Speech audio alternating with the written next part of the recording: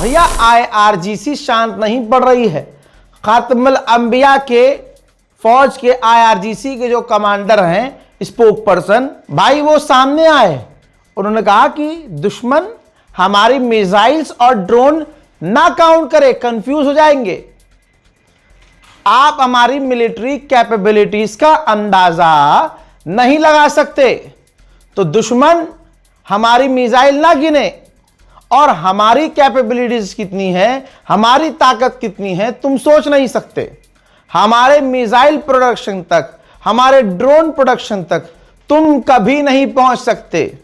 जहां हमने अपनी मिसाइलों को रखा है, तुम सोच नहीं सकते और कंफ्यूज हो जाओगे, परेशान हो जाओगे अगर हमारी ताकत के बारे में सोचोगे। हम कभी झुकने वालों में से नहीं हैं।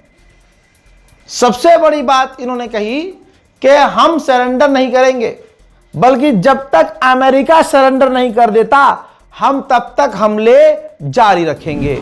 ईरान ने पहले ही कहा था सबको हिलाएंगे। ये तस्वीर देखिए, यूएई का जो इकोनॉमिक जोन है वहां पर भी हमला हुआ है, बुरी तरह से तबाही मची है। कहने के लिए रोज बयान दे रहा है यूएई कि हमने ये मिसाइल रोक ली, हमने ईरान के इतने ड्रोन रोक लिए, लेकिन सबसे ज्यादा झटका यूएई को ही लग रहा है। लगातार वहां हमले हो रहे हैं। चाइना ने दूसरी तरफ यह भी कह दिया है कि जो स्ट्रेट ऑफ हॉर्मूज बंद हुआ है, इसका जिम्मेदार अमेरिका और इजराइल है।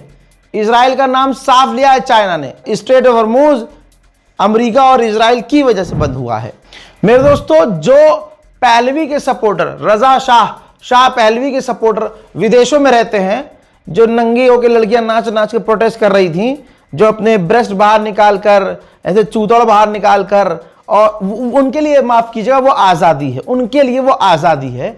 तो कल तक जो उछल रहे थे ऐसे लोग नंगापना करके कि ईरान में ये होना चाहिए, ईरान में नंगापन होना चाहिए, ईरान से इस्लाम खत्म होना चाहिए, इस्लामिक राज खत्म होना चाहिए, वहाँ की रिजीम चेंज होनी चाहिए।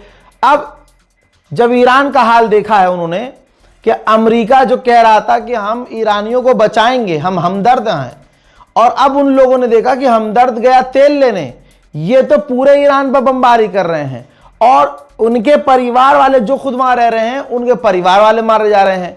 तो अब 66% ऐसे लोग जो कल तक विदेश में रहकर ईरान की रिजीम को गिराने का साथ देते हुए अमेरिका का और इजराइल का साथ दे रहे थे, अब 66% लोग मना कर रहे हैं कि भाई ईरान पर हमला मत करो और ये जंग खत्म कर दो।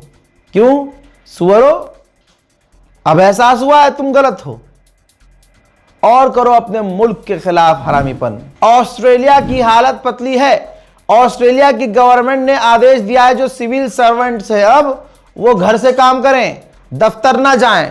ऐसे ही यूरोप के तमाम बड़े देशों का बुरा हाल होने वाला है। ईयू की चीफ ने कहा है कि ईरान के एक्शन की वजह से पूरी दुनिया का जो इकोनॉमी सिस्टम है खतरे में पड़ गया है, खतरे में है। हजरात, ईरान ने कहा है कि यूरोप, एशियन और अरब के देशों का हम स्वागत करते हैं, आओ और स्ट्रेट ऑफ हॉर्मूज के लिए हमसे डील कर लो। उधर रिटायर्ड अमेरिकी जनरल ने कहा है कि डोनाल्ड ट्रंप के पास कोई प्लान नहीं था, ना हमला करने का, ना उसके बाद खानदानी की शहादत के बाद कोई प्लान है ही नहीं उसके पास। जो बात मैंने पहले ही बता दी थी कई दिन पहले, वो ईरान के ऑफिशियल ने कंफर्म की है तस्वीरें शेयर करके कि अमेरिका, इजराइल हमारे हेरिटेज साइट को तबाह कर रहे हैं। जो हजारों साल पुरानी हमने चीजें संभाल के रखी थी, जो जगहें हमने सेव करके रखी थी, संभाल कर रखी थी, अमेरिका, इजराइल उसको तबाह कर रहे हैं। व्लादिमीर पुतिन ने कहा है कि हम सब कुछ वो करने को तैयार हैं जिसके बाद मिडिल ईस्ट की सिचुएशन पहले जैसी हो जाए। अमेरिकी ऑफिशियल के 2 लाइनों की धमकी को भी जवाब ईरान दे रहा है। ये जो कहा था अमेरिकी ऑफिशियल ने कि बैक टू स्टोन एज, यानी पत्थरों के जमाने में ईरान को भेज देंगे, उसको रिट्वीट करते हुए ईरानी ऑफिशियल ने लिखा है कि बेटा औकात में रहो, 250 साल पुरानी तुम सिविलाइजेशन हो और तुम 250 साल पुराने, 6000 साल पुराने ईरान के सिविलाइजेशन को धमका रहे हो। हॉलीवुड की फिल्में, कहानियां दिमाग में सवार हो गई हैं तुम्हारे। याद रखना, तुम अपनी फौज को मौत के मुंह में भेज रहे हो। दोस्तों, ईरान ने इलाके में मौजूद अमेरिकी कंपनियों पर हमले किए हैं और उसका वीडियो जारी किया है। जो मिसाइल अमेरिका की कंपनियों पर दागी गई हैं, उनके ऊपर पोस्टर चिपकाया गया और पोस्टर और फोटो वो हैं जो अमेरिका के अंदर प्रोटेस्ट हो रहे हैं, उनके हैं, और नो किंग लिखा हुआ है। अमेरिकी प्रदर्शन को सपोर्ट करते हुए अमेरिकी प्रदर्शनकारियों की तस्वीरें मिसाइल पर चिपकाकर अमेरिका की कंपनियों को इलाके में निशाना बनाया। ईरान को फिर से बड़ी कामयाबी मिली है। ईरान ने एक बार और MQ-9 रीपर अमेरिकी ड्रोन को मारकर गिरा दिया है, टुकड़े टुकड़े हो गए हैं। जब से ये जंग चल रही है 32 से 33 दिन की, तब से अब पहली मर्तबा एक खाली LNG टैंकर, जिसके अंदर LNG नहीं है, वो पहली बार स्ट्रेट ऑफ हॉर्मूज में घुसा है। अभी ईरान ने इस पर हमला नहीं किया है, न ये पता है कि टैंकर किसका है, लेकिन ये जहाज स्ट्रेट ऑफ हॉर्मूज में अभी अभी घुसा है। उधर ईरान पर खौफनाक हमले लगातार जारी हैं। इतने खतरनाक हमले किए गए हैं कि 8-8 घंटे से एक जगह आग लगी हुई है। तस्वीर देखिए।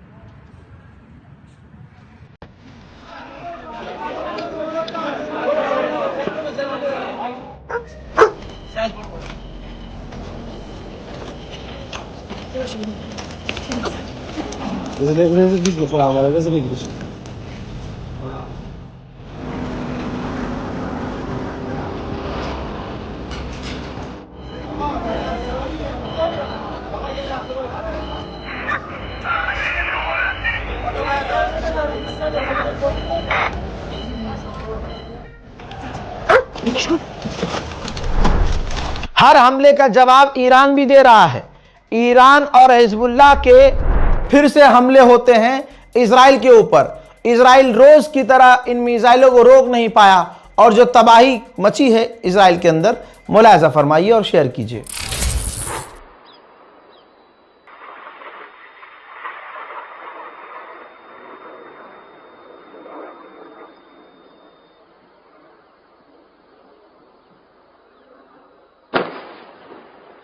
שונה הירי מחיזבאללה לעומת הירי מאיראן. זמן ההתמגנות שלהם הוא קצר מאוד, לעתים שניות אחדות, 15 שניות אומרים. נראה לי אנחנו ראינו עכשיו בשידור חי, רואים נפילה ממש מול המצלמות שלנו.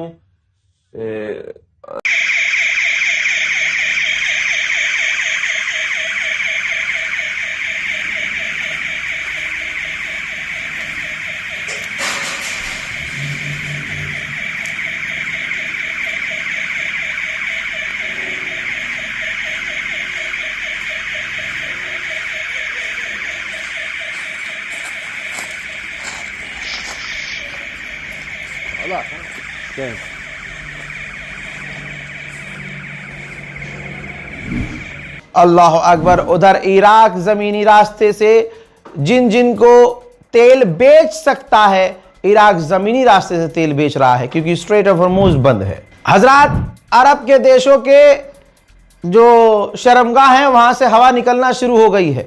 जी हां, अरब ऑफिशियल ने कहा है कि डोनाल्ड ट्रंप तैयारी कर रहे हैं कि जीत का ऐलान करके वो पीछे हट जाएंगे, जैसे वो हर मुद्दे से पीछे हट गए हैं, और ये पीछे हो जाएंगे और ईरान के आगे अरब को अकेला छोड़ देंगे। हवा निकलना शुरू हो गई है अरबों की। मेरे दोस्तों, इस रिपोर्ट को शेयर कीजिएगा, अपनी राय कमेंट सेक्शन में जरूर लिखिएगा। दोस्तों, 33वां दिन है, आपके सामने 24 घंटे अवेलेबल हूं आपकी मोहब्बत के लिए। आप जो सपोर्ट कर रहे हैं और आप जो हिम्मत दे रहे हैं, उससे हिम्मत बहुत आ रही है। अब ये तमाम जब जंग खत्म हो जाएगी तो मैं फिर कभी आपको बताऊंगा कि किन किन मुसीबतों से दो चार हूं मैं, लेकिन फिर भी आपके सामने खड़ा हूं मैं। मेरी इस रिपोर्ट को, मेरी मेहनत को शेयर कीजिएगा और अपनी दुआओं में मुझे याद रखने की कोशिश कीजिएगा। वस्सलाम।